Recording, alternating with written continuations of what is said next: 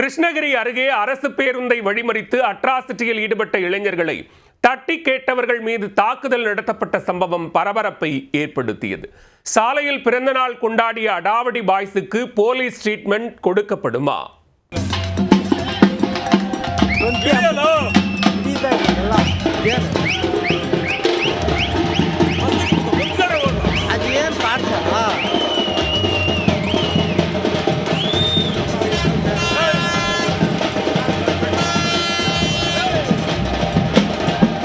சாலை நடுவில் பொதுமக்களுக்கு இடையூறு ஏற்படுத்தக்கூடிய வகையில் பூமாலை சூடி கேக் வெட்டி குத்தாட்டம் போட்டு பிறந்தநாள் கொண்டாடிய காட்சிதான் இது. கொண்டாட்டம் என்ற பெயரில் பேருந்துக்கு அணை கட்டி அலப்பறை கூட்டியவர்கள் மீது பாதிக்கப்பட்டவர்கள் புகார் அளித்துள்ளனர்.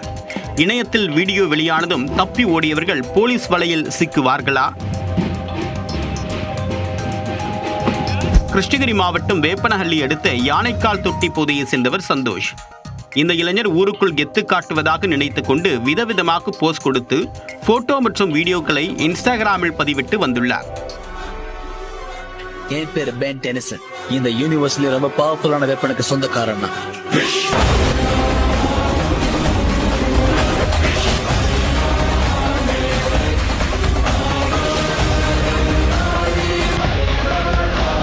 ஒருபுறம் தன்னை பிளேபாயாக காட்டிக் கொள்வதற்காக ஆங்காங்கே போட்டோ ஷூட் நடத்தியுள்ளார்.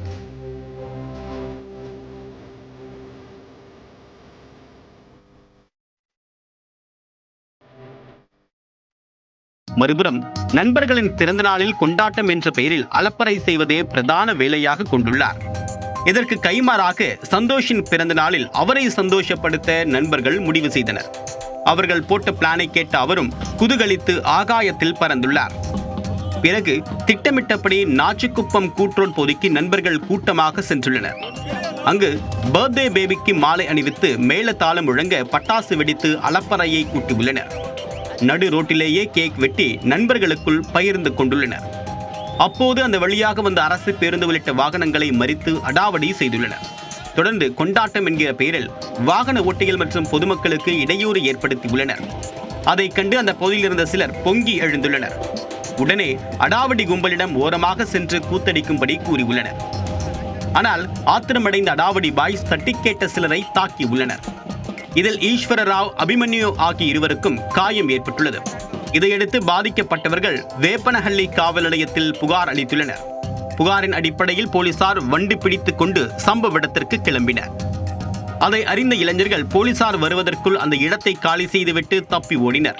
பிறகு பிறந்தநாள் கொண்டாட்டத்திற்காக வைக்கப்பட்டிருந்த பேனர்களை போலீசாரே அகற்றினர். பிறந்தநாள் கொண்டாடிய சந்தோஷ் மற்றும் அவரின் நண்பர்கள் அந்த பகுதியில் தொடர்ந்து சூதாட்டத்தில் ஈடுபட்டு வருவதாக குற்றம் சாட்டப்பட்டுள்ளது.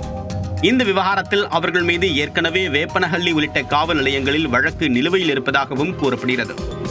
இந்த சூழ்நிலையில் பட்டப்பகலில் பொதுமக்களுக்கு இடையூறு ஏற்படுத்தும் வகையில் அரசு பேருந்தை வழிமறித்து பிறந்தநாள் கொண்டாடி அட்டூழியம் செய்த இளைஞர்களை பிடித்து ஸ்பெஷல் ட்ரீட் கொடுக்க போலீசார் தீவிரம் காட்டி வருகின்றனர்.